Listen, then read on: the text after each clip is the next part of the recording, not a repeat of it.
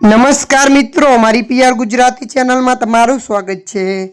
દ્વારકાની ગોમતી નદીમાં 7 યુવક યુવતીઓ નાહવા પડ્યા હતા, જો કે બાદમાં 7 ડૂબવા લાગ્યા હતા।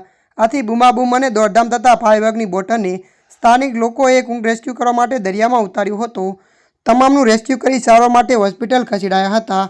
જો કે એક યુવતીનું સારવાર દરમિયાન મોત નીપજ્યું હતું, જ્યારે એક યુવતીની હાલત ગંભીર હોવાનું જાણવા મળ્યું છે। ઉલ્લેખનીય છે કે છેલ્લા 1 મહિનામાં ડૂબવાની 3 ઘટના બની છે, જેમાં 3 દિવસ અગાઉ એક વૃદ્ધ ડૂબ્યા હતા। જો કે સુરક્ષાકર્મીએ જીવ જોખમમાં મૂકીને વૃદ્ધને બચાવી લીધા હતા, જ્યારે અન્ય એક ડૂબવાની ઘટના 21 મેના રોજ સર્જાઈ હતી। આ ઘટનામાં 3 વ્યક્તિઓ ગોમતી નદીમાં ડૂબ્યા હતા, જેમાં પાટણના મામા ભાણેજનું મોત નીપજ્યું હતું, જ્યારે એકનો બચાવ થયો હતો।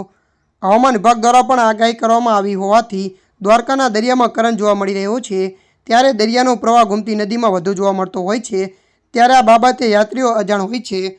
ગોમતી નદીમાં નાહવાનો મહિમા હોવાથી યાત્રીઓ સ્નાન કરવા ઉતરતા હોય છે। આ દરમિયાન ઘણીવાર યાત્રીઓ ડૂબી જતા હોવાની ઘટના બનતી હોય છે। ત્યારે મિત્રો, હાલ માટે આટલું। મળીશું નવી અપડેટ સાથે। જો તમને અમારા વિડીયો પસંદ આવે, લાઇક, શેર અને સબસ્ક્રાઈબ કરી નાખજો। ધન્યવાદ।